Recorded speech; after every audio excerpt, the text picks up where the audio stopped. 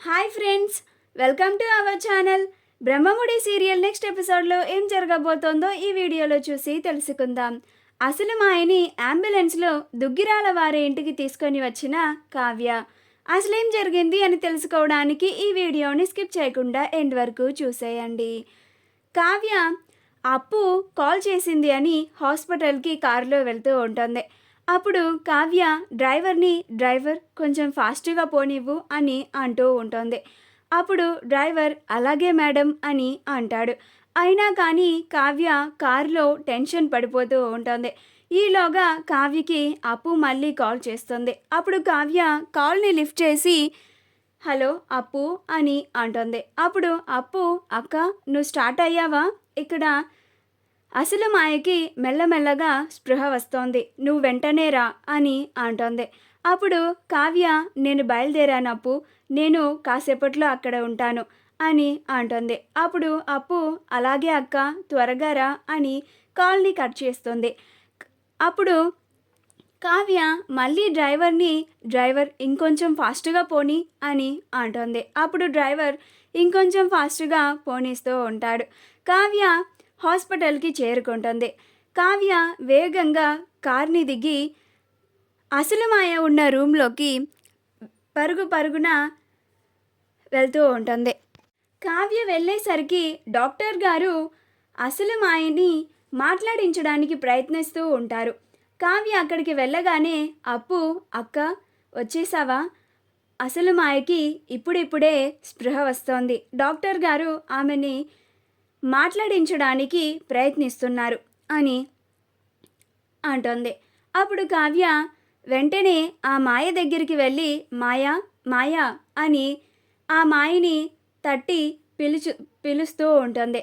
అప్పుడు ఆ మాయ అప్పుడప్పుడే మెల్లగా స్పృహలోకి వస్తూ ఉంటుంది. అప్పుడు ఆ మాయ ఆ అని పలుకుతూ ఉంటుంది. అప్పుడు డాక్టర్ గారు మాయని మాయా ఇటు చూడు, నన్ను గుర్తుపట్టావా, నేనెవరో చెప్పు అని అంటూ ఉంటుంది. అప్పుడు కావ్య కూడా మాయా అని అంటూ ఉంటుంది. అప్పుడు అసలు మాయ అప్పుడే సోయలోకి వస్తూ ఉంటుంది. అప్పుడు డాక్టర్ గారు ఈమెని చూడు, ఈమెని గుర్తుపట్టావా, ఈమె పేరేమిటి అని అంటూ ఉంటారు.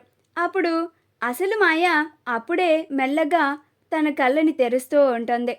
తను కళ్ళు తెరిచి అప్పుడే కావ్యని చూస్తూ ఉంటుంది. కావ్య ఆ మాయకి బూదరగా కనిపిస్తూ ఉంటుంది. డాక్టర్ గారు మాయా అని తట్టి లేపుతూ ఉంటారు. అప్పుడు అసలు మాయ తన ఐస్ని బ్లింక్ చేస్తూ కావ్యని అలానే చూస్తూ ఉంటుంది. డాక్టర్ గారు ఈమె పేరేంటి మాయా, ఈమెను గుర్తుపట్టావా అని అంటూ ఉంటారు. అప్పుడు అసలు మాయ కావ్యను చూసి గుర్తుపట్టి కావ్య అని అంటూ ఉంటుంది. అప్పుడు కావ్య మాయా అని పిలుస్తూ ఉంటుంది. అప్పుడు డాక్టర్ గారు ఈమె ఇప్పుడిప్పుడే స్పృహలోకి వస్తుంది, కాసేపు ఆగిన తర్వాత ఈమెతో మాట్లాడిద్దాం, కాసేపు ఈమెని ఇలాగే వదిలేద్దామని డాక్టర్ గారు అంటారు. అప్పుడు కావ్య అప్పులు ఇద్దరు బయట వెయిట్ చేస్తూ ఉంటారు. లోపల డాక్టర్ గారు అసలు మాయ కండిషన్ని చెక్ చేస్తూ ఉంటారు. కాసేపు ఆగిన తర్వాత డాక్టర్ గారు కావ్యని అప్పుని లోపలికి పిలుస్తారు. ఇప్పుడు మీరు ఆవిడని మాట్లాడించవచ్చు అని అంటారు. అప్పుడు కావ్య అసలు మాయని పిలిచి లేపి మాయా ఇప్పుడు నువ్వు బాగానే ఉన్నావా, నీకెలా ఉంది ఇప్పుడు అని అంటుంది. అప్పుడు అసలు మాయ నేను బాగానే ఉన్నాను అని అంటుంది.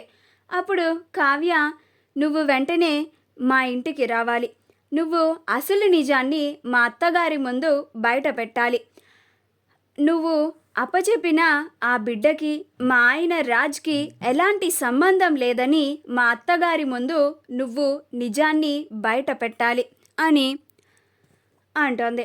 అప్పుడు ఆ అసలు మాయ కావ్య మీద భయంతో అలాగే కావ్య, నేను అలాగే చేస్తాను, మీ ఇంటికి వచ్చి అసలు నిజాన్ని మీ అత్తయ్య గారి ముందు బయట పెడతాను అని అంటోంది. అప్పుడు డాక్టర్ గారు ఆవిడని ఇప్పుడు మీరు ఎక్కడికి తీసుకెళ్ళకూడదు మేడం, ఆవిడకి రెస్ట్ అవసరం అని అంటారు. అప్పుడు కావ్య, ప్లీజ్ మేడం, ఇప్పుడు ఈవిడని నేను మా ఇంటికి తీసుకెళ్ళడం నాకు చాలా అవసరం, ప్లీజ్ ఈ ఒక్కసారికి పర్మిషన్ ఇవ్వండి, మా ఇంటికి తీసుకెళ్ళి అక్కడ మా అత్తయ్య గారితో మాట్లాడించి వెంటనే ఈమెని మళ్ళీ ఇక్కడికి తీసుకొచ్చేస్తాను అని డాక్టర్ గారిని కావ్య రిక్వెస్ట్ చేస్తుంది. అప్పుడు డాక్టర్ గారు కావ్య రిక్వెస్ట్ చేయడంతో, సరే, 1 గంటలో మళ్ళీ ఆవిడని మీరు ఇక్కడికి తీసుకురండి, ఆవిడని ఎక్కువ స్ట్రెయిన్ అయ్యేలాగా చేయకండి అని అంటారు. అప్పుడు కావ్య, అలాగే మేడం అని అక్కడ అంబులెన్స్ని అరేంజ్ చేసి అసలు మాయని అంబులెన్స్లో ఎక్కించి దుగ్గిరాల వారి ఇంటికి అసలు మాయని కావ్య తీసుకొని వస్తూ ఉంటుంది. ఈలోగా అక్కడ పంతులు గారు రాజ్ దొంగమాయల చేత పూజ జరిపిస్తూ ఉంటారు. అదంతా చూస్తూ ప్రకాశం, ధాన్యం, ఈ ఘోరాన్ని నా కళ్ళతో నేను చూడలేకపోతున్నాను, కళ్ళ ముందు కావ్యకి ఇంత అన్యాయం జరుగుతూ ఉంటే నేను అది చూసి తట్టుకోలేకపోతున్నాను అని అంటాడు. అప్పుడు ధాన్యలక్ష్మి, మనం చేయడానికి ఏమీ లేదు కదా అండి అని అంటుంది. మనం ఇలా చూస్తూ నుంచోవడం తప్ప చేసేది ఏమీ లేదు కదా అండి అని అంటుంది. అప్పుడు ప్రకాశం, నిజంగా కావ్యకి రాజ్ ఇంత అన్యాయం చేస్తాడని నేను అస్సలు ఊహించనే లేదు అని అంటాడు. అప్పుడు ధాన్యలక్ష్మి కూడా, అవునండి, నేను కూడా మన రాజ్ ఇలాంటి పని చేస్తాడని అస్సలు ఊహించలేదు అని ఇద్దరు బాధపడుతూ ఉంటారు. అప్పుడే అంబులెన్స్ సౌండ్ వస్తూ ఉంటుంది. అది విని అందరూ బయటకి చూస్తూ ఉంటారు.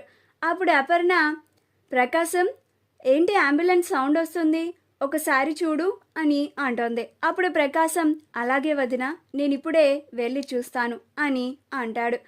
అంబులెన్స్ సౌండ్కి గదిలో ఉన్న ఇందిరాదేవి కూడా బయటికి వచ్చి, ఏంటపర్ణ, అంబులెన్స్ శబ్దం వినిపిస్తుంది, ఏమైంది అని అంటోంది. అప్పుడు అపర్ణ, ఏమో అత్తయ్య, అదే ప్రకాశం చూడడానికి బయటికి వెళ్ళాడు అని అంటోంది. అప్పుడు ఇందిరాదేవి, ఏంటో పద మనం కూడా చూద్దాం అని అందరూ ఇంట్లో నుంచి బయటికి వస్తారు. మా వీడియో కనుక మీకు నచ్చినట్లయితే లైక్ చేయండి, షేర్ చేయండి, మా ఛానల్ని సబ్స్క్రైబ్ చేసుకోండి, పక్కనే ఉన్న బెల్ ఐకాన్ని క్లిక్ చేయడం మాత్రం మర్చిపోకండి.